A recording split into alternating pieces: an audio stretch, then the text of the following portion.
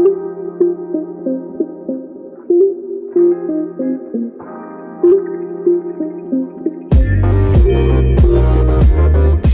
welcome to Season 3 of Read, Return, Repeat. I'm Sara Dixon. Daniel and I are back as your host for what we hope is a fun, informative way to explore the Read ICT Reading Challenge categories. Daniel, do you want to say hi to our listeners? Of course. Thank you, Sara. It's good to be back. We have an exciting year planned for this season. In today's episode called All You Could Read Buffet, we're going to explore Category 4, a guilty pleasure read. Guilty pleasures have been a concept since almost the beginning of the novel. There's always this dichotomy of great, capital G, literature, and everything else is just kind of silly and a waste of time. It might be genre fiction, romance, bro-lit, young adult novels, comic books, anything that isn't widely accepted as great literature. But why do we have to feel guilty about it?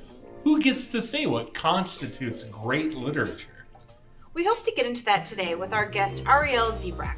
Arielle is a writer, researcher, editor, and educator living in the Rocky Mountain West. Before earning a PhD in American literature from Boston University, she worked in publishing.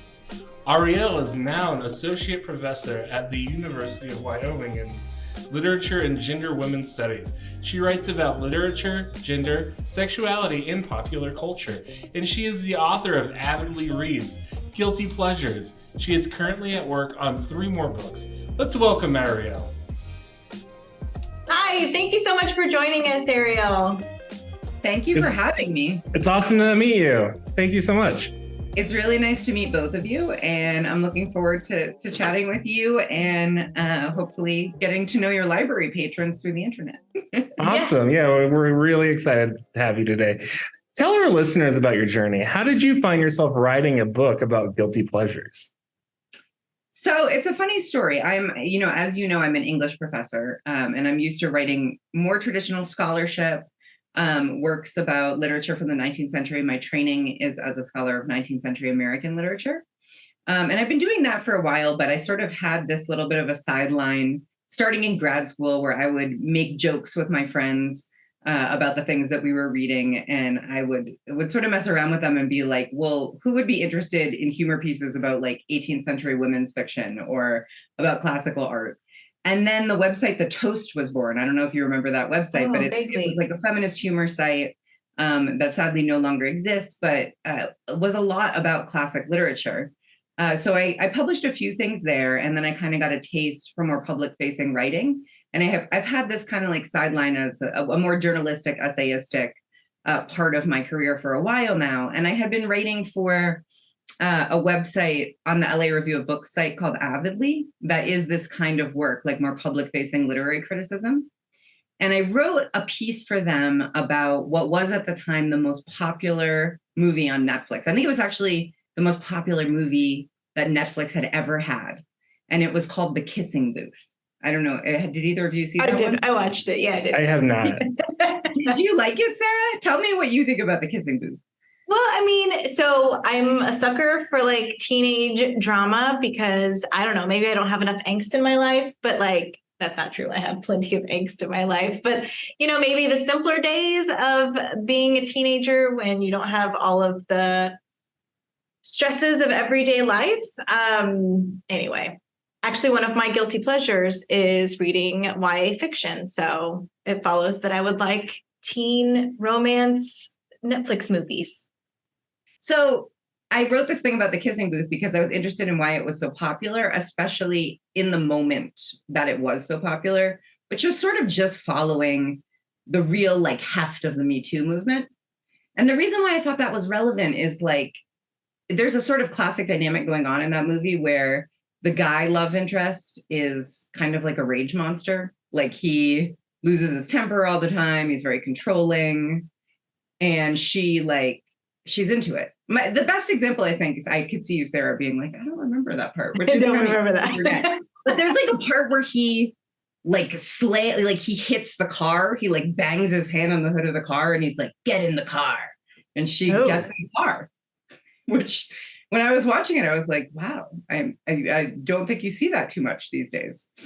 But I think that there was like a relationship there, which is that I wanted to account for why, although, of course, women do not want to be exploited or treated violently or manipulated or all of the horrible things that they endure, that still has that kind of dynamic or behavior has like a shadow in the fantasy life of media that is aimed at women. Or as I talk about in my book, I don't really like to say women for these kinds of like genre concerns, because I think this media is really for anyone who would self-identify as femme. It just like has a sort of femme sensibility about it.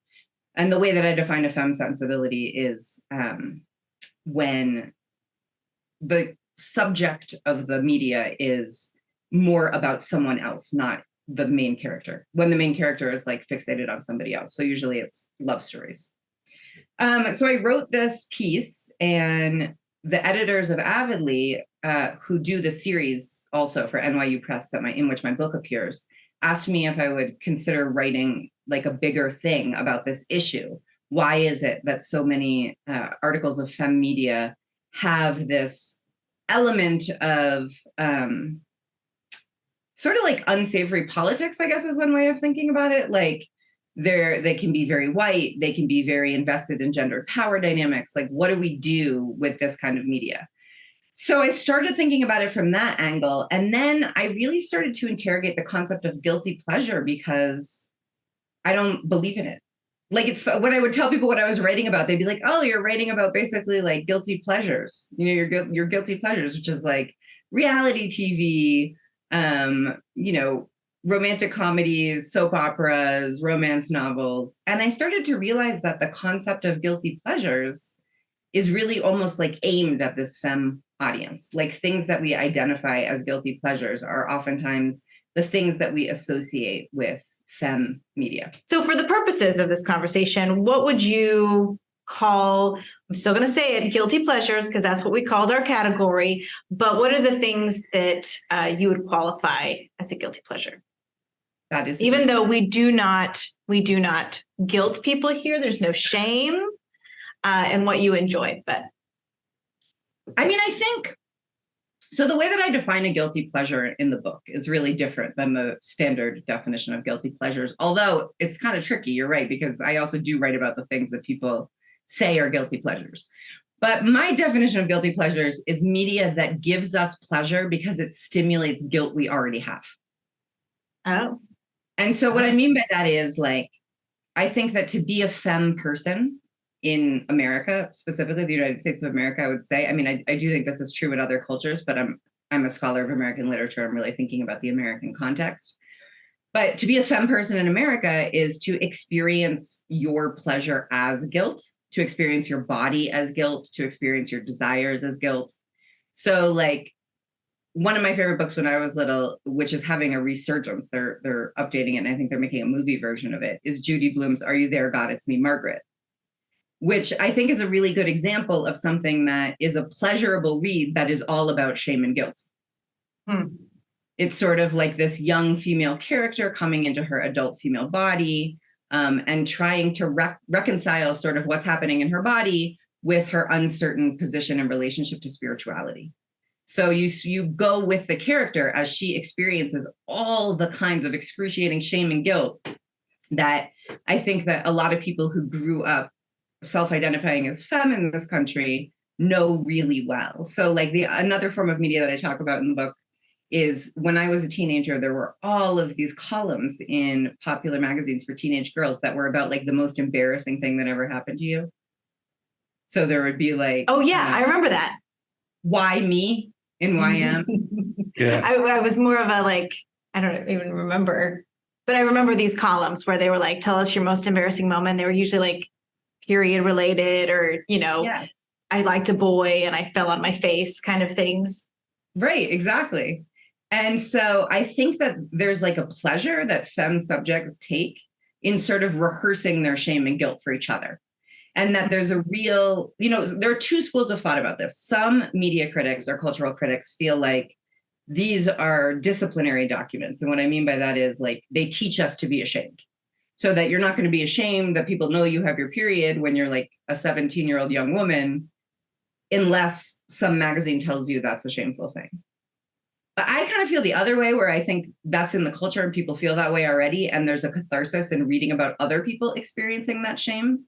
And I think that like making that a public forum where you don't feel alone in your shame has a real social benefit.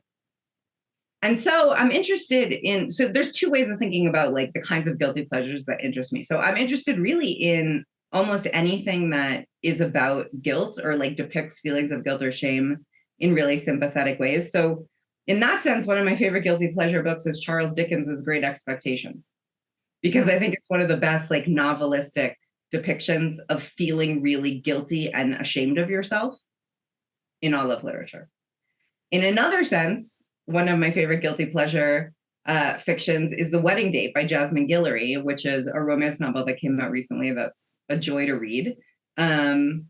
And a lot of it is about like feeling insecurity about your body, but still going after your desire for pleasure or intimate encounters because you deserve that. And you can experience shame and still access pleasure or love, like alongside that shame. I think that part of what this media does for us is show us that it doesn't have to be an obstacle to those things.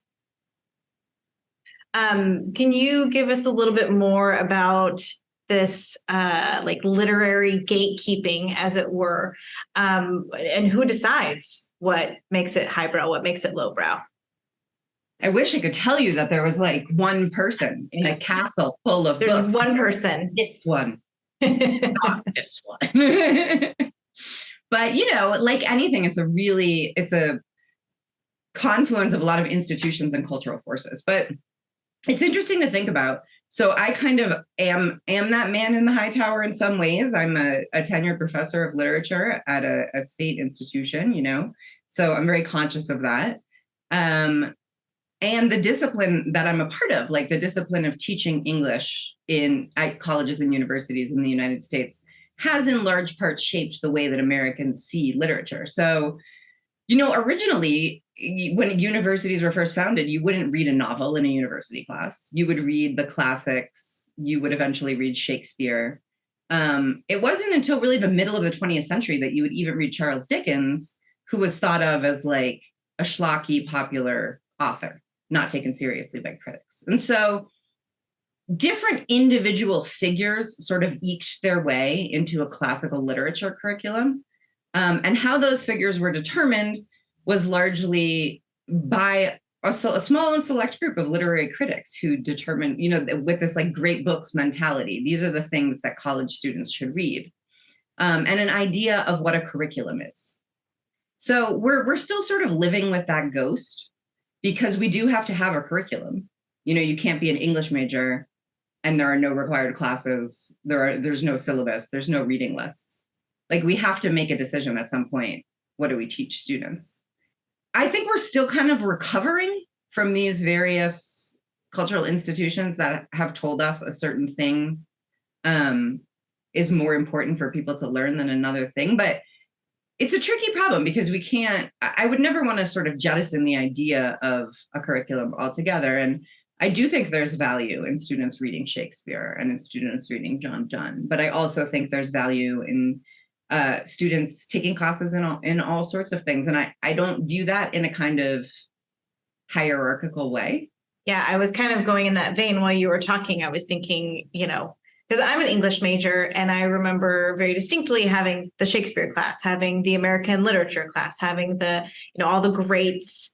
And then now I'm a librarian, and I'm like, well, why shouldn't we be reading Twilight? You know, like, why can't we read things that we enjoy? And yes, I work mostly with adults, but in youth services, I know that we strive to teach kids, like, you know, you should be enjoying what you read. It doesn't always have to be this productive, you're learning something as you do it. And so kind of that journey that I've been on from what is considered the only kind of good literature to, well, let's have a colorful plate of media. So yeah, and I think I was very lucky to have like kind of out there professors in my English program. I took a class on autobiographies, and we were reading like a lot of things from like various like postmodern authors, and also like Paris Hilton and Nicole Richie's biographies, and just like those kind of like texts being included because those are popular texts that like people are like reading and things. Like I feel like with those being in the curriculum as a young like college student, like that affected how I view media and how I don't judge people based off their media and things. And like going into public service, I still think about those classes I took and the professors take. So I think, yeah, it is important, like how weirdly gatekeeping the curriculums become in regards to like what's highbrow and lowbrow. So, but as librarians, I think that we are probably striving to get away from those gates, right? Break them down. I don't know. Yeah. And also, I mean, I think the wonderful thing that librarians can do is sort of hasten a process that happens for most serious readers. And by serious, I just mean like people who read a lot, is that a lot of times, I'll meet other English professors who became specialists in their area through more popular or like more contemporary literature. So like medievalists who fell in love with Lord of the Rings, or, Jane Austen scholars who fell in love with like romance novels that were set in that period. So I think that like a lot of times people just start to read something like a genre that they really love, and then that branches out into other kinds of interests. Like, oh, maybe you want to read about, a novel that was actually written during that time period, or maybe you want to read a book about the history of that time period. Like, there are ways that we can move into different kinds of genres from the things we love and retain that kind of spirit of avidity and about consuming those things, as opposed to like, I should be reading Jane Austen because everybody says that she's a really good writer. Well, like in this concept of there's two kinds of ways of thinking about guilty pleasures. I mean, the other thing, I said that something that gets associated with guilty pleasures is like the feminine, right? But the other thing that we've been kind of skirting around is the popular, which is a really bizarre one, where it's like, if something is popular, I mean, this is always the way snobbery works, right? It's like a version of the kid at school who says like, I liked that band before anybody knew about them. And they're way cooler than like the person who bought the shirt at the concert once they were huge. Yeah. So like never that kid. Kid. I was never that kid. I was like the one that liked him 10 years later. I was like, you guys hear about this band? There's this long history of tending to reject the popular.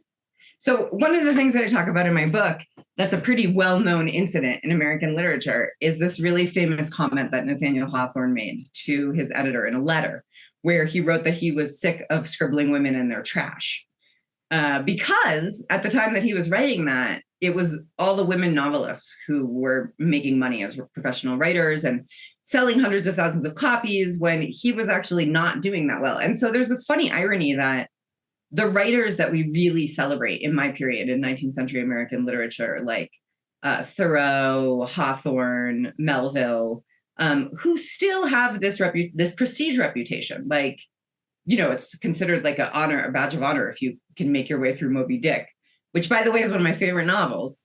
But the point that I'm trying to make here is that part of the reason why we don't teach those women writers as much is because they were so famous.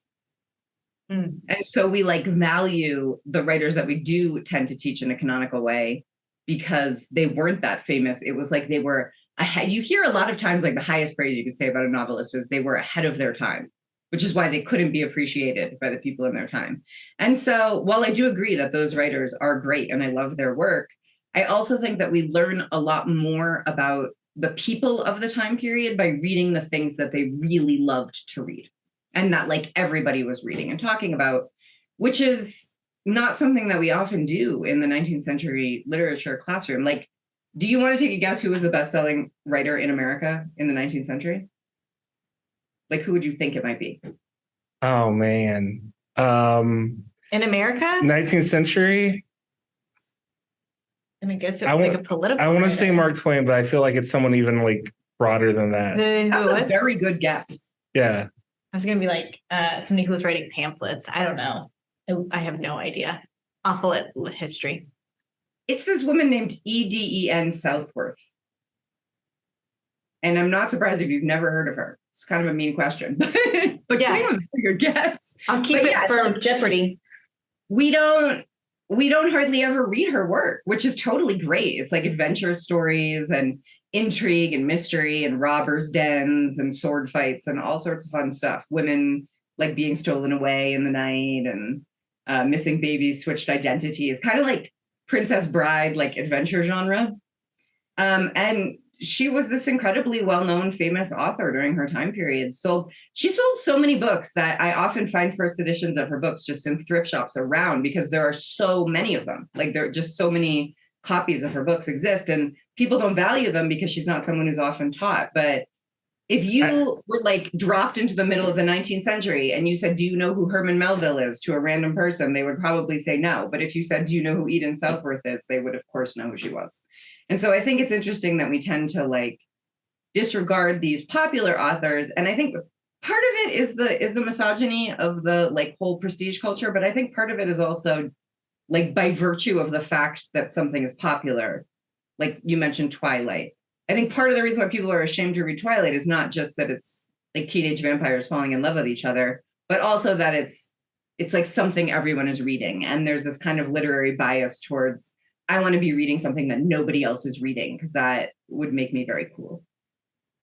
Are there situations like in like the history of like literature where like there's like an eating of the other that takes place, where like the gatekeepers have decided that what might be seen as lowbrow has like prestige to it, and so it's like incorporated kind of?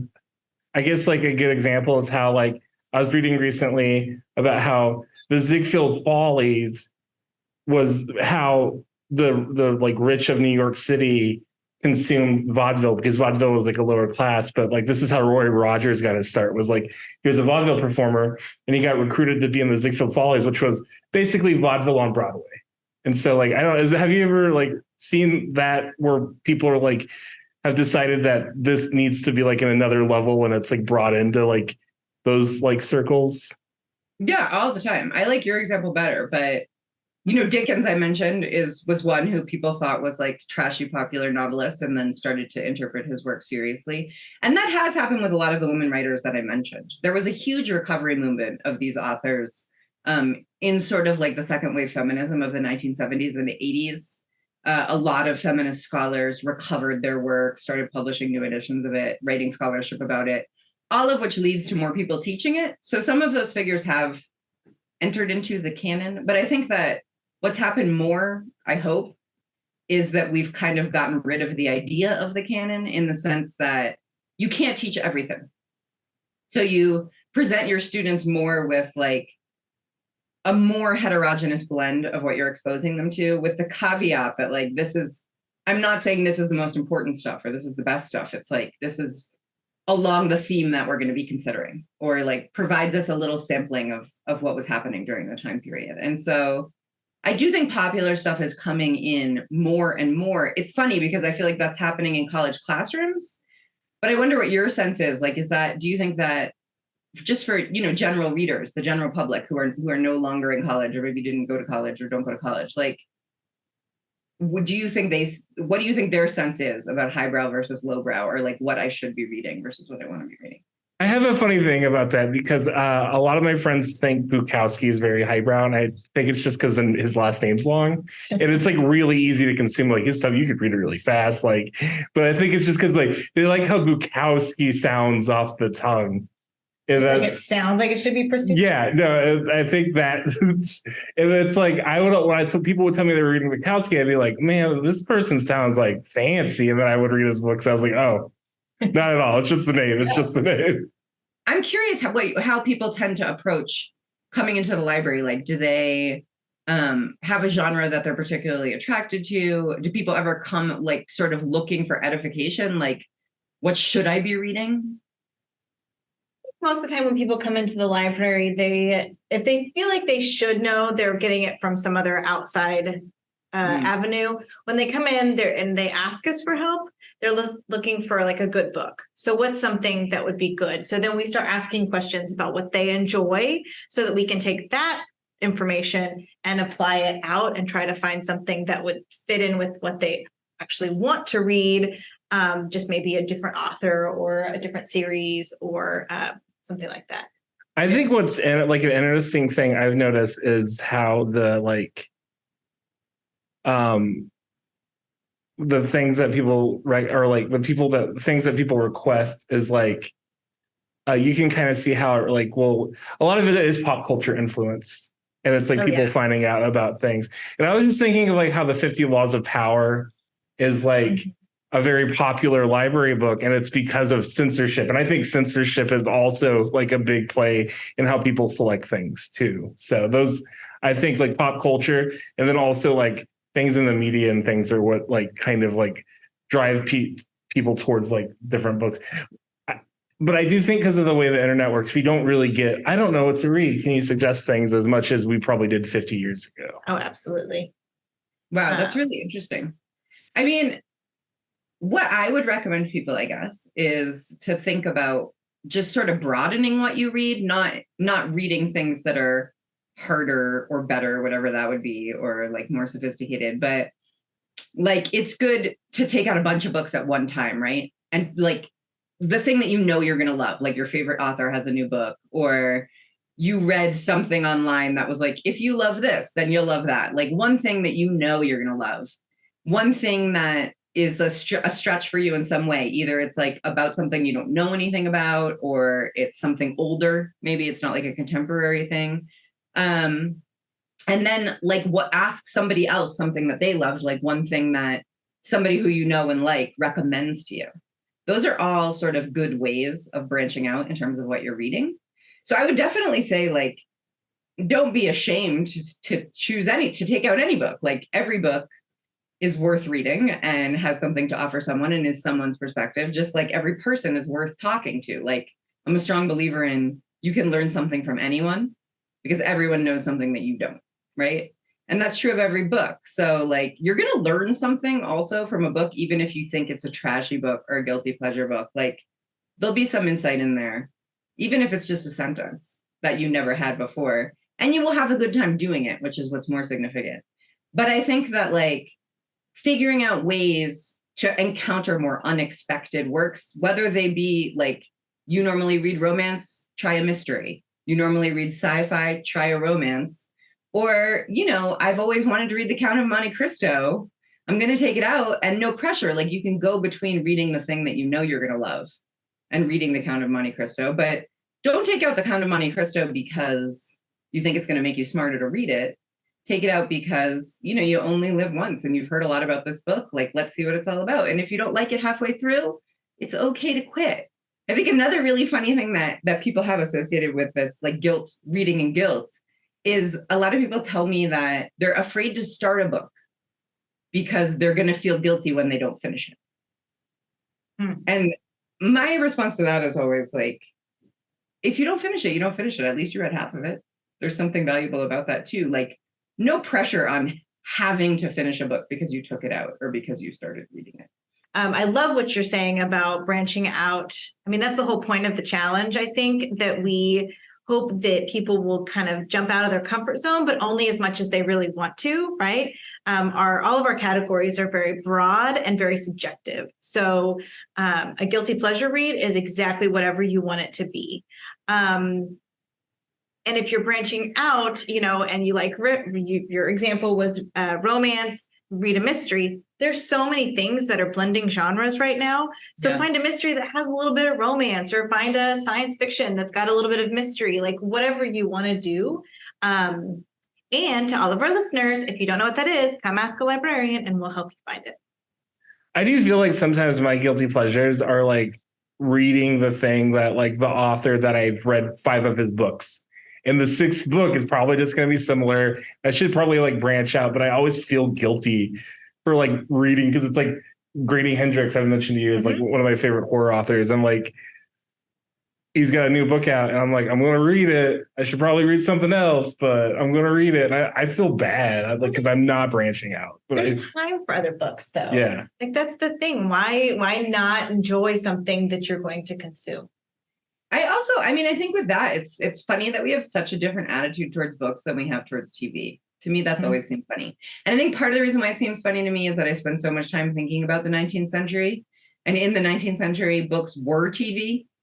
So like they had none of this hygienic, like good for you association with books because books was what they did after work. Like you get home from work, you're tired. Sometimes I do not want to read something that is difficult in any way. I don't want to watch something that's difficult in any way. I want to turn on 90 Day Fiance or whatever it is that's just going to be like something engrossing that creates a barrier between the life where I'm like being a professional and doing all sorts of things and the life where I'm like at home with my family and just like cuddling in bed or whatever. And I think books, people forget that books can do that too. Mm-hmm. So like, it's funny that we feel this compunction about like, I'm going to read 4 novels in a row by the same author that, you know, maybe that's not branching out enough or that's too lowbrow, but we don't feel the same way about like binging. It's like, I'm going to binge a TV show because that's what I need to do right now. Maybe what you need to do is read an entire series by one author and not branch out at all. I mean, I agree with Sara. There's plenty of time for that. You could branch out later. Yeah. Like if you're in a place where it's just bringing you so much joy and so much relief from other things that are going on in your life, to just hone in on that series that you can't get enough of. I mean, that you only have your one precious life. You should do that. Thank you for validating my choices. Well done. Okay, let's ask one more question and then let's take a break. Okie dokie. Because I want to ask one, we've talked a little bit, we've kind of touched on it a little bit, this whole idea that most things associated with guilty pleasures are chick lit, right? You call it femme. In the library world, I think we generally call it chick lit, which I don't like that phrase. But anyway, these would be like romances, cozy mysteries, the ones where you're like knitting and you're just cozy, but somebody died and you're going to investigate it. Why not? But we don't really talk the same way about bro lit. Maybe your Tom Clancy, your Westerns. Who else would you throw out as a bro lit? We were talking about this. Clive Cussler. Okay. People, and now I think, aren't there like 15 authors writing for Clive Cussler? Yeah. James Patterson, whatever. I mean, these are still things that have some sort of value, but we don't talk about them with the same amount of like shame as we do, I think, the more femme novels. Do you have a take on that? Yeah. I mean, look at who reads them. People like to read things. People like to read things that represent themselves. It's very comforting. I mean, that's what we started this whole conversation talking about, that like there is a real catharsis in seeing your own experience represented. I wouldn't want to take that away from anybody. I think if you're a bro who likes reading bro lit, you should read bro lit. It's nice to see your own experience represented. But there's a big difference between reading and enjoying bro lit and then like shaming people who consume chick lit, right? Because they're doing the exact same thing. They're seeing their own experience represented. And so while we've been talking a lot about how the branching out is important, and I maintain that it is, I think you do both. Like you read the thing that represents you and your experience, and then you also read the thing that has nothing to do with your own experience because you want to learn what it's like to be somebody else in this world or inhabit somebody else's perspective for a little bit. And reading is a really safe and comfortable and easy way to do that. And so I think that, like, again, don't shame anybody for reading what they read, but also, have an awareness of the fact that there's a supremacy to being like the fiction that represents my identity is somehow better than the fiction that represents other people's identity, or that, I don't have any business in knowing about that. I think it's funny that some consumers of bro lit might be embarrassed to read chick lit because it's actually like femininity and sexuality that's making them uncomfortable, not so much the lowbrow nature of the fiction itself. Okay, well, let's take a quick break. Yeah, let's take a break.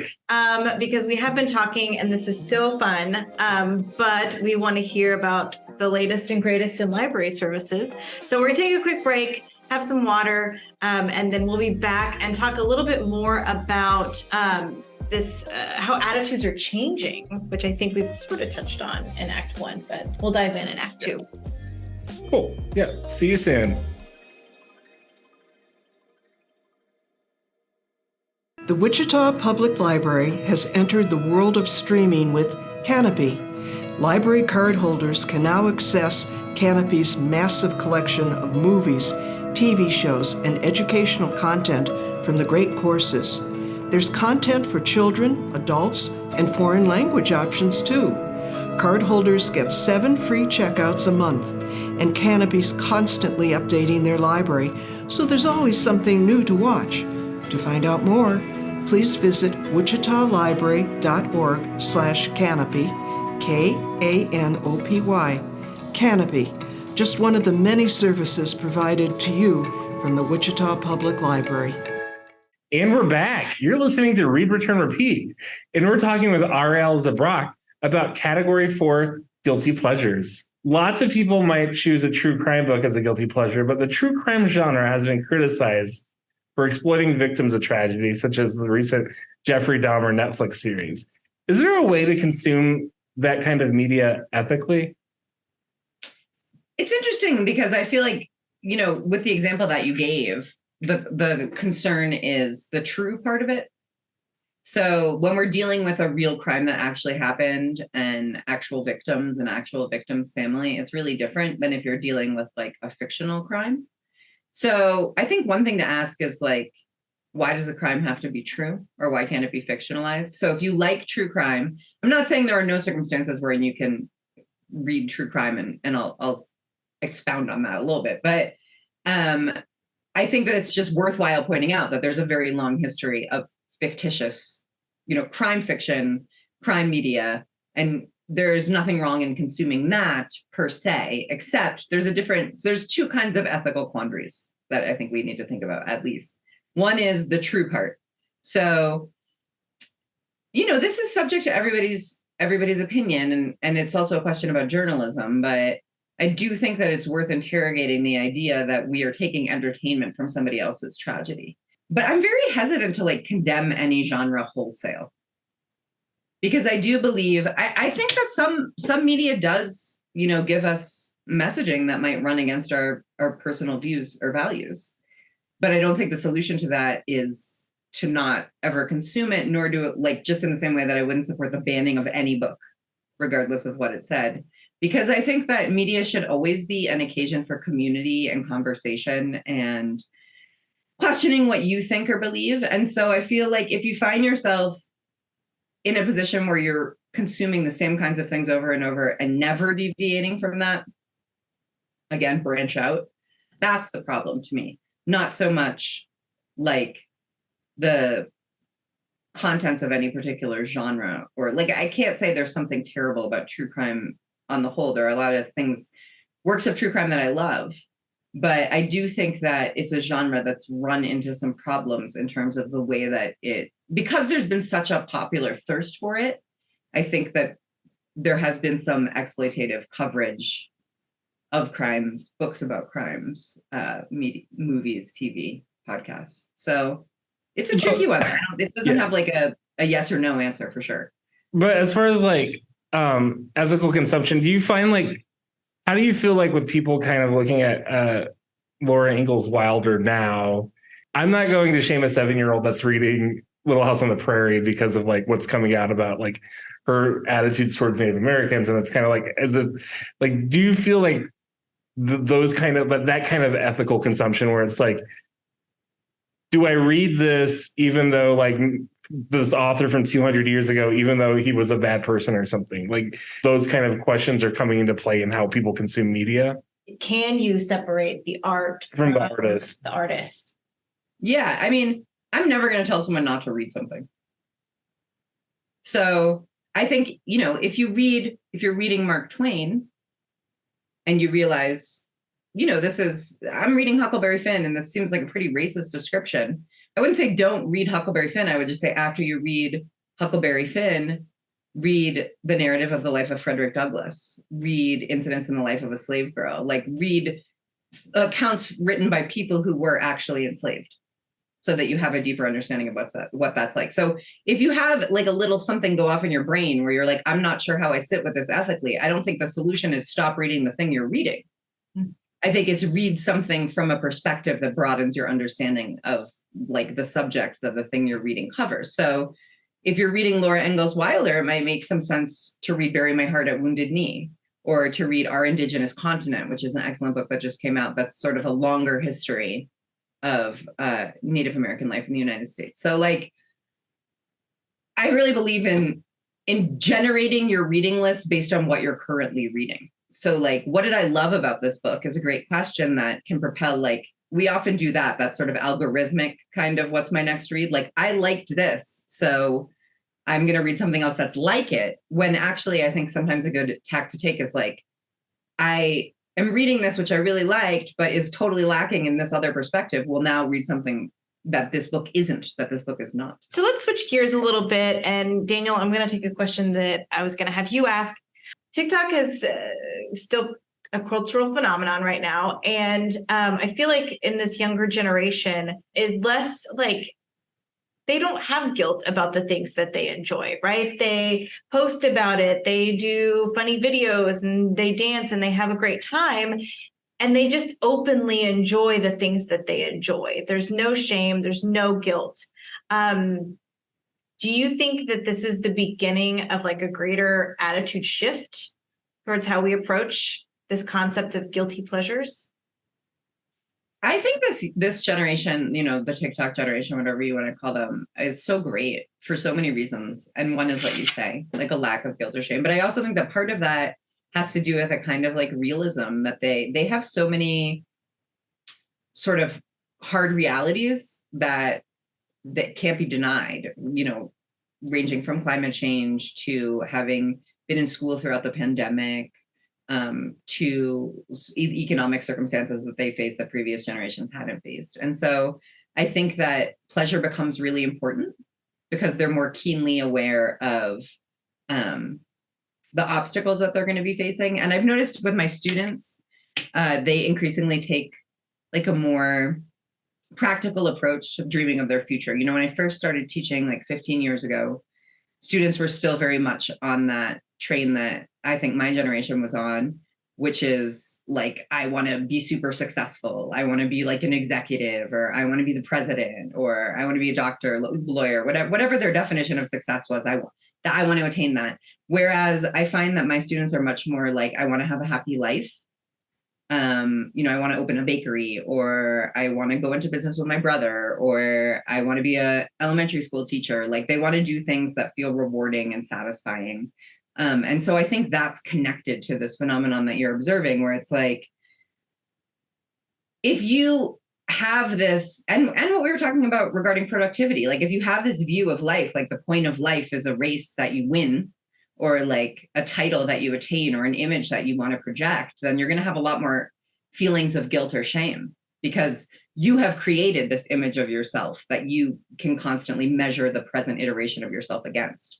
Whereas if the goal of your life is to like have real and satisfying relationships with other people, to find enjoyment in your daily life, to not impact your environment or others in a negative way, then you're naturally going to experience less guilt or shame, because you're driving your own actions based on your own desire, your own sense of integrity, not based on an abstract goal that's, you know, in some ways externally determined. So I do feel hopeful about that I think there's less all kinds of shame, not just media shame. The word that hasn't come up today, which is interesting to me, because it usually does in these kinds of conversations, is taste, which is, you know, a very personal thing.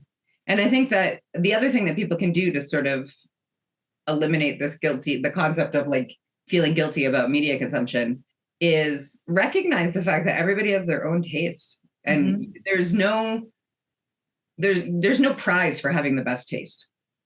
Like you just have to recognize that your taste is different from someone else's taste. So if you read something and you think it's crap, which I do all the time, I read things and I think are crap, but to me, I recognize it's crap to me. Like somebody else might love it, and I would never want to make them feel bad about consuming that thing just because it happens to not be something that I like. What do you think a book club should look like in regard when like how people approach book clubs? It's like, do you feel like there's gatekeeping going on in kind of those smaller micro interactions of like people discussing novels and things? Well, you might be surprised to know that people usually don't want to have an English professor in their book club. I know. They don't want librarians either. That's not true. They love it. I usually only get invited to a book club as a guest, but I think book clubs are great. And I think that there are so many different ways of doing book clubs. As with everything we've been talking about, I think the more varieties of people that you can get into your book club, the better, because in my experience as an English professor, talking to classrooms full of students all the time, right? I always have the best conversations when there are non-traditional students in the class, so students who are not the traditional college age, like who have had more life experiences, when there are people who come from different class backgrounds, different countries, different geographical backgrounds, different racial backgrounds, different religious backgrounds. What you want in a book club conversation, a really lively book club conversation, is disagreement. So if you're having a book club with people who have very similar lives to your own, you're not going to really learn a lot about the book, because one of the most important things that we can learn about a book is how somebody else, and one of the coolest, is how somebody else can read the exact same book that we read and walk away with a completely different interpretation or message or favorite part or favorite character. And so, like, I find sometimes the most exciting things to happen in the classroom come from the most basic questions. Like when I say, what's his deal? Or wasn't it weird when that happened? And just hearing different people's personal responses, what they were thinking about, what they were feeling at a certain moment in a fiction. I learned so much about what that fiction is doing from that, because I really do believe that some of the best writers and the most talented writers are the ones who can elicit so many different kinds of responses from the same thing. So I would say keep your, keep your structure minimal, keep your questions general, and keep the people who attend the book club as diverse as you possibly can. Because if what you want to do is really learn from the book and enjoy an experience of hanging out with people, like bonding over something that you all do have in common, which is that you've all read the same book, then creating that kind of an environment, I think, is going to yield the best results. And in fact, that's like one of the things that I love the most about reading, is that when you read the same thing as someone else and can talk about it, you can come to a place of like commonality, regardless of how different you are from that other person. And so it becomes like a really easy and accessible way to have really rich and interesting and deep conversations with people that you might not know how to otherwise have if you weren't like working through the medium of the book. Final question, right? We probably need to wrap this up. We don't want to take up all of Arielle's time. Do you think that people in our generation and our parents' generations, that we will just like ever let go of the guilt that we feel about the things that we enjoy? I think I did it. You did it? Well, so did we. I feel guilt about a lot of stuff. I'm like, but I don't feel guilt about the media that I consume. And one of the things that I really trained myself to get over, which is like a disease in academia, is pretending to know something that you don't know. That I think a lot of people feel guilty or like ashamed of that they're not that smart if they haven't read something or they're not aware of a current news event. And the reason why I work so hard to get myself out of that is because it is such a bad policy in terms of if you're someone who wants to learn and grow. So like if somebody mentions something that you don't know about and you pretend you know about it, they're not going to tell you about it or explain it to you, and you might forget and never look it up. So you've totally missed an opportunity, not only to learn something you didn't know before, but also to bond with somebody else through like hearing them share their knowledge. And if that person is going to judge you because you haven't read that or you don't know that, you don't want that person to be friends with you anyway. So, I mean, I think that like the most important consequence of feeling guilt, the one that we have to be the most vigilant about, is when it prevents us from growing or like experiencing pleasure or, living our lives to their fullest. So I think, yes, there's hope for all of us, maybe not like a total amelioration from guilt in all of its forms. But I really think the more you think about it, it's silly to feel guilty because of the song you're listening to or the book you're reading or the show that you're watching. There's just no reason for it. Honestly, it doesn't say anything about you as a person. And I think that part of the reason also why we have this so much and it's so attached to our generation is like we are kind of part of the rise of what we consume defining who we are, whether that be like music or the things that we put on a social media or dating profile. Like, I like these authors, I like these shows, I like these movies, that we started to buy into this idea that what we consume is our identity. You are what you eat, right? And while that's true in some way, I don't think that like, if I know that you habitually read all of the novels of Clive Cussler, I'm not going to assume something about who you are because that's true. Like, you like that. That's fine. There's a lot more to know about you.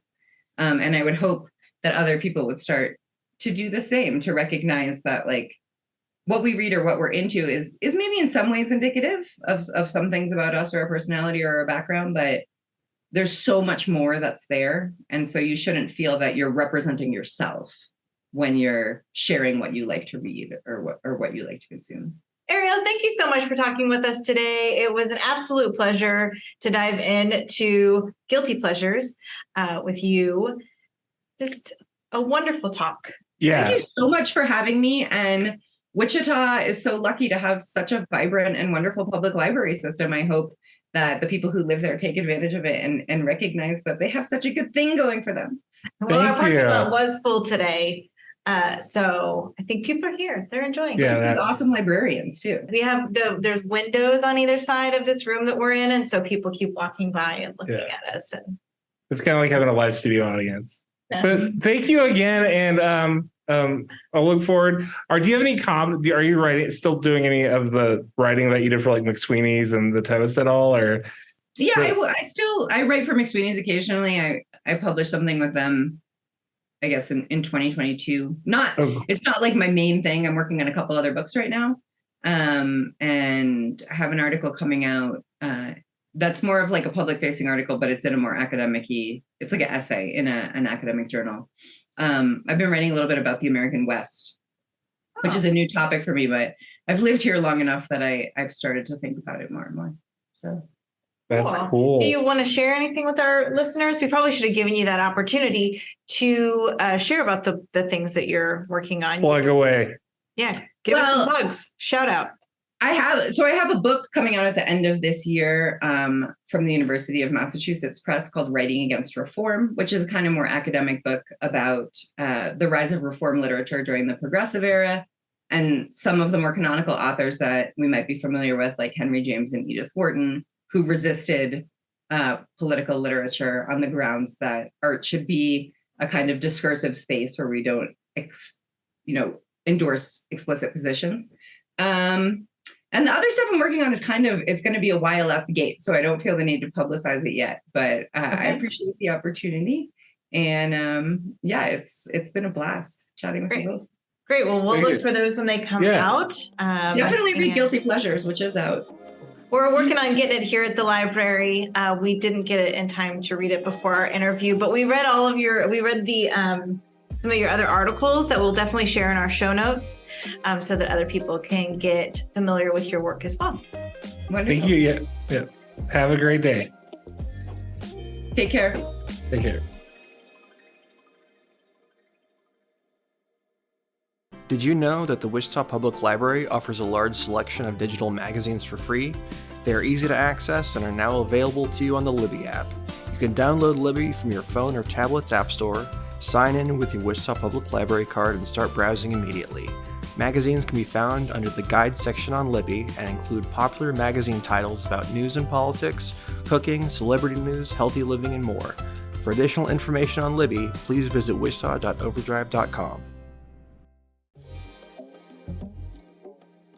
Here are some reading recommendations for Category 4, A Guilty Pleasure Read, from our community of readers in the Read ICT Facebook group.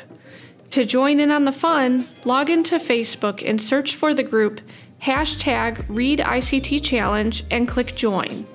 You can also find more reading recommendations for this and other categories by visiting wichitalibrary.org/readict. The House Across the Lake by Riley Sager. I chose this book because everyone involved with this book should feel guilty. The publisher, the editors, the author, and maybe even the library for loaning it to me. The Wedding Date by Jasmine Guillory. I've been a hopeless romantic for as long as I can remember. Read Sweet Dreams books in elementary school, Danielle Steele in junior high and high school. Now I try to read books with more substance. But when I need something fun and a little naughty, I reread The Wedding Date by Jasmine Guillory. That was the first book of hers I read, and I've since read all her other books. But I go back to The Wedding Date over and over again. It's a fun combination of romance, fashion, and food. How y'all doing? Misadventures and Mischief from a Life Well Lived by Leslie Jordan. Highly recommend the audiobook, as his delightful intonation injects the necessary playfulness, authenticity, and poignancy. Bonus, he was a voracious reader and makes several book recommendations. My Hero Academia, Volume 31 by Kohei Horikoshi. I in no way feel guilty about my love of anime or mangas. I watched every episode of Sailor Moon and Pokemon while in college. I kind of fell out of it when I had my kids, but the first time I saw Attack on Titan, I was back into it. I highly recommend checking out mangas. There's pretty much one for everyone. My Hero Academia is one I've been mostly watching for a few years now. I have several mangas and I'm trying to get caught up in them. It's a world where everyone develops a superpower, so being a superhero is a job you can go to school for. The main character is obsessed with becoming a superhero but never develops a superpower. He has a chance encounter with his idol and has passed down his superpower. I really like all the different characters and their powers. Red, White, and Royal Blue by Casey McQuiston. There are truly no words for how much I absolutely love this book. Warnings for language, sexual content, and liberal democratic values. Less is Lost by Andrew Sean Greer. The follow-up to his novel Less. As in the first book, Les is both incredibly bright and deeply clueless. As a main character, he remains amusing but somewhat annoying. My favorite thing about these books is the way Greer describes things. For example, toward the end of the book, Les is in the South at an event. The location is described as a spot between two rivers, presumably so the gators can fill their buffet plates from both sides. A Time to Kill by John Grisham. I definitely have a weak spot for courtroom thrillers. This was far, far better than I expected. Spare by Prince Harry. You can't read this and not have compassion for what Harry and especially Meghan were put through.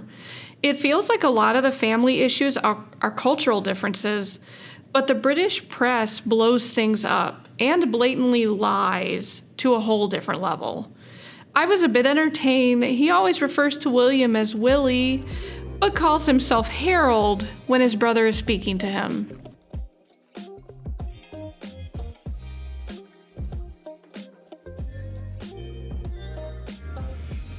Oh my gosh, that was such a good episode. It really was. So what are you going to read for category 4, Daniel? I can't decide, but I think I might finally jump into the Twilight Saga. Okay. I read that a couple years ago. Obviously, you must be a little bit familiar with it. Are you Team Jacob or Team Edward?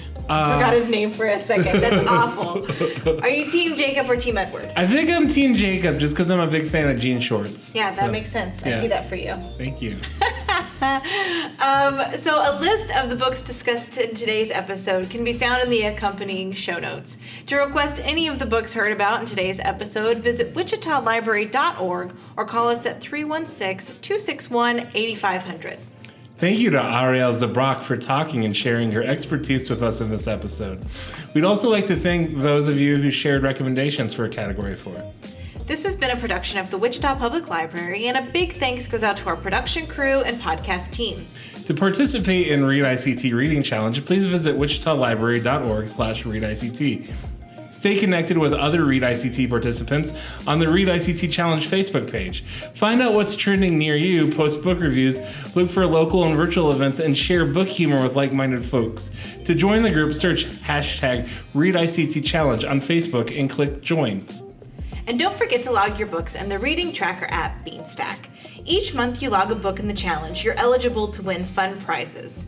If you need any assistance signing up or logging books, give us a call, reach us on chat, or stop by your nearest branch. You can follow this podcast through the Anchor app or stream episodes on whatever platform you listen to podcasts on. If you like what you hear today, be sure to subscribe and share with all your friends. Bye! Bye!